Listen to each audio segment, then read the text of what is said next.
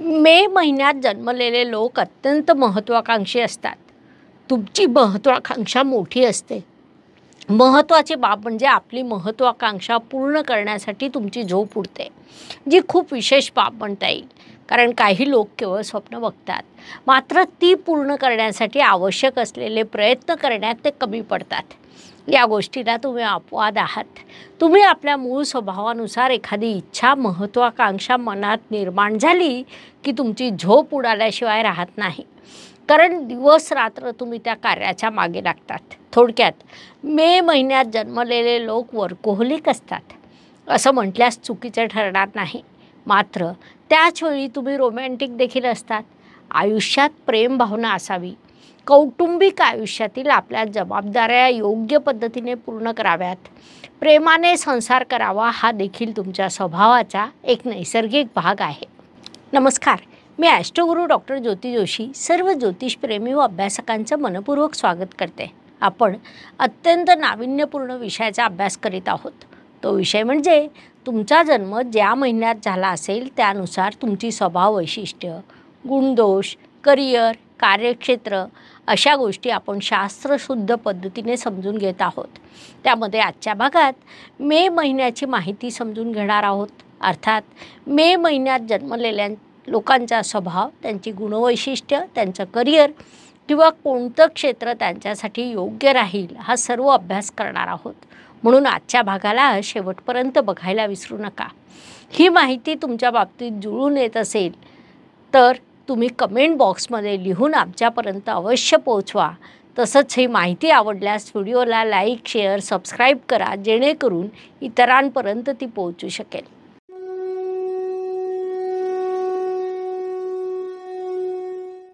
तुमचा जन्म जर मे महिन्यात झालेला असेल तर यश हे तुमचंच असतं असं म्हटल्यास अतिशयोक्ती ठरणार नाही.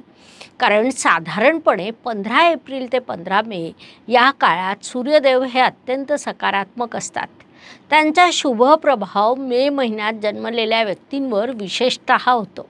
त्यानुसार मे महिन्यात पहिल्या पंधरवड्यात जर तुमचा जन्म झालेला असेल तर तुमच्यावर सूर्यदेवांचा प्रभाव थोडा जास्त असतो. तसंच मे महिन्याच्या दुसऱ्या पंधरवड्यात तुमचा जन्म झालेला असेल तर तुमच्यावर बुध ग्रहाचा प्रभाव अधिक असतो. कलेचे गुण तुमच्यात असतात. कोणतंही काम अत्यंत परफेक्टपणे करावं हा तुमचा स्वभाव आहे. त्यामुळे अनेक वेळा लोक तुमच्याकडे परफेक्शनिस्ट म्हणून बघतात. एखाद्या कामाचं प्लॅनिंग करावं आणि त्या प्लॅनिंगनुसार ते काम पूर्णत्वाकडे घेऊन जावं हा तुमचा स्थायी भाव आहे.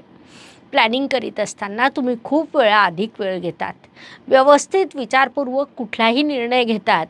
जे काम करायचं आहे त्याचं जास्तीत जास्त ज्ञान प्राप्त करण्याचा प्रयत्न करतात.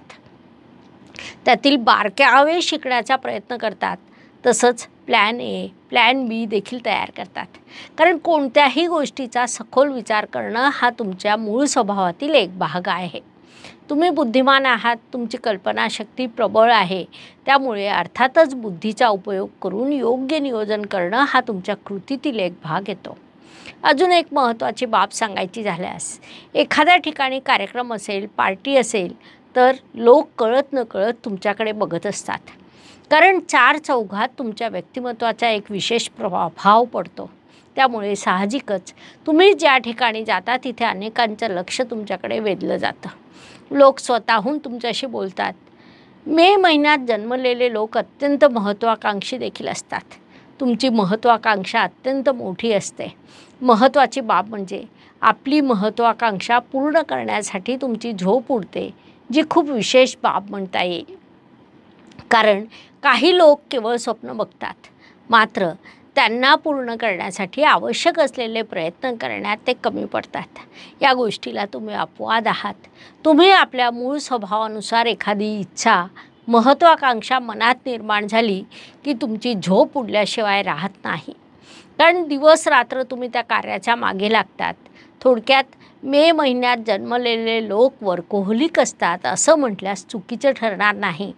मात्र त्याचवेळी तुम्ही रोमॅन्टिक असतात. आयुष्यात प्रेम भावना असावी. कौटुंबिक आयुष्यातील आपल्या जबाबदाऱ्या योग्य पद्धतीने पूर्ण कराव्यात. प्रेमाने संसार करावा हा देखील तुमच्या स्वभावाचा एक भाग आहे. तुम्ही आपल्या कामाच्या बाबतीत अत्यंत गंभीर असतात, कामाला अधिक महत्त्व देणारे असतात, मात्र योग्य वेळी तुम्ही आपली रोमॅन्टिक बाजू देखील दाखवतात. त्यामुळे तुमचा जोडीदार आनंदी असतो. जोडीदाराने मागणी केलेली छोटी मोठी गोष्ट घरी जाताना न्यायला तुम्ही कधीच विसरत नाही. म्हणजे कामासह तुम्ही जोडीदाराच्या भावना देखील जपतात आणि म्हणून जोडीदाराला तुमच्याविषयी आदर कायम वाटतो. परिणामी तुमच्या कुटुंबात सकारात्मकता निर्माण होते. जोडीदाराने तुम्हाला योग्य पद्धतीने समजावून सांगितलं तर तुम्ही त्याच्या सर्व इच्छांची पूर्तता करतात. मात्र जोडीदाराने तुमच्यावर नेतृत्व करण्याचा प्रयत्न केला, जोडीदाराची भाषा थोडी जरी बिघडली तर ते मात्र तुम्हाला कधीच ऐकत नाही, कारण ही बाब तुम्हाला सहन होत नाही. मे महिन्यात जन्मलेल्या लोकांविषयी अजून एक महत्त्वाची बाब म्हणजे तुम्हाला साहित्याची प्रचंड आवड असते. इतकी की तासनतास वाचन करणं तुम्हाला प्रचंड आवडतं. मग इथे काय होतं की कधीकधी काळानुसार घटना बदलतात, म्हणून मग आज तुम्ही त्याच प्रमाणात यूट्यूब, फेसबुकसारख्या माध्यमांचा उपयोग जास्त करीत असाल किंवा त्यावर वाचन करीत असाल, काही चांगलं ऐकत असाल. थोडक्यात वाचन आणि कला या दोन्ही गोष्टी तुम्हाला प्रचंड आवडतात. महत्त्वाची बाब म्हणजे लेखन कार्य करीत असताना खूप वेळा व्याकरणाकडे तुमचं अतिरिक्त लक्ष असतं. म्हणजे कधीकधी असं म्हटलं जातं की प्रेयसीच्या पत्रात एखादी व्यक्ती व्याकरणाची चूक शोधते, ती व्यक्ती तुम्ही असू शकतात. अर्थात लिखाणातील व्याकरणाकडे तुम्ही इतक्या बारकाईने लक्ष देतात, कारण परफेक्शनिस्ट हा तुमच्या स्वभावाचा एक भाग आहे. कोणतंही काम जास्तीत जास्त कसं चांगल्या पद्धतीने पूर्ण करता येईल याचा तुम्ही सदैव प्रयत्न करीत असतात.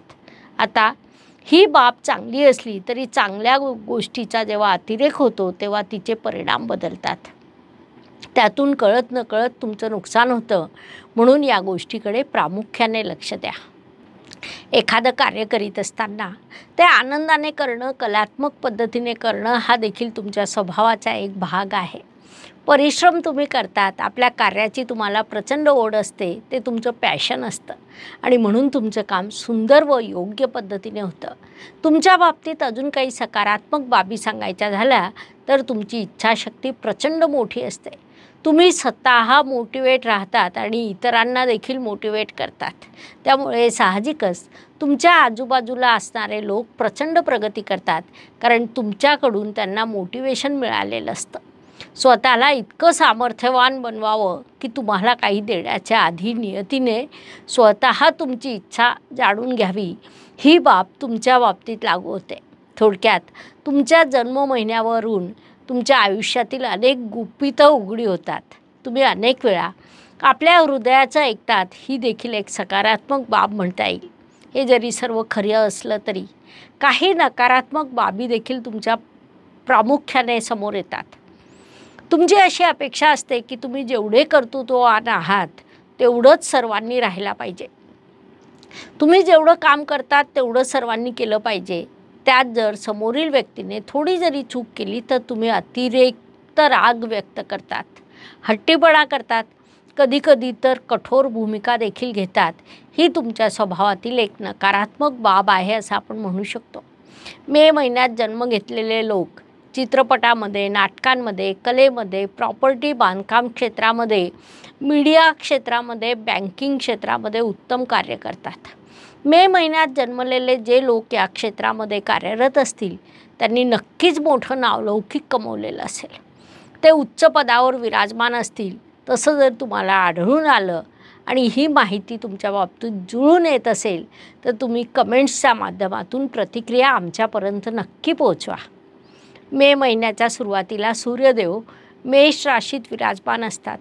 महिन्याच्या दुसऱ्या पंधरवड्यात ते राशी परिवर्तन करून वृषभ राशीत प्रवेश करतात.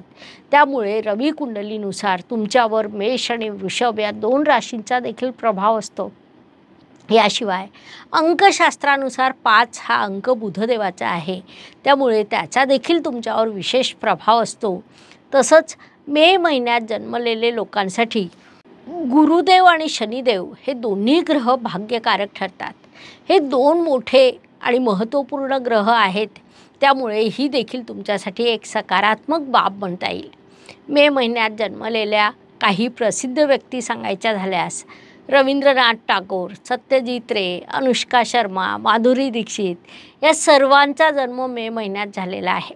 अशा प्रकारे मे महिन्यात जन्मलेल्या व्यक्तींचा स्वभाव, गुणवैशिष्ट्य, कार्यक्षेत्र समजून घेण्यासाठी एवढी माहिती पुरेशी आहे. आता आपण थांबूया. पुढील भागात पुढील महिन्यात जन्मलेल्या व्यक्तींविषयी शास्त्रशुद्ध पद्धतीने माहिती समजून घेणार आहोत. आणि हो, महत्त्वाचं म्हणजे तुमचा जन्म नेमका कोणत्या महिन्यात झाला ते कमेंट सेक्शनमध्ये लिहायला विसरू नका. धन्यवाद. शुभम भवतु. जय ज्योतिष. नमस्कार. शास्त्राचा अभ्यास करण्यासाठी माझी मराठीतून 11, हिंदीतून 2 अशी पुस्तकं प्रकाशित झाली आहे. विशेष बाब म्हणजे मी स्वतः संशोधित केलेली ज्योती जोशी पद्धती अर्थात जे पद्धती या विषयावर स्वतंत्र ग्रंथ उपलब्ध आहे, त्याचा देखील लाभ घ्यावा. यूट्यूबची कार्यप्रणाली ही मुख्यतः लाईक, शेअर आणि सबस्क्राईबवर चालते. Please like, share and subscribe the channel. धन्यवाद. शुभम भवतु. जय ज्योतिष.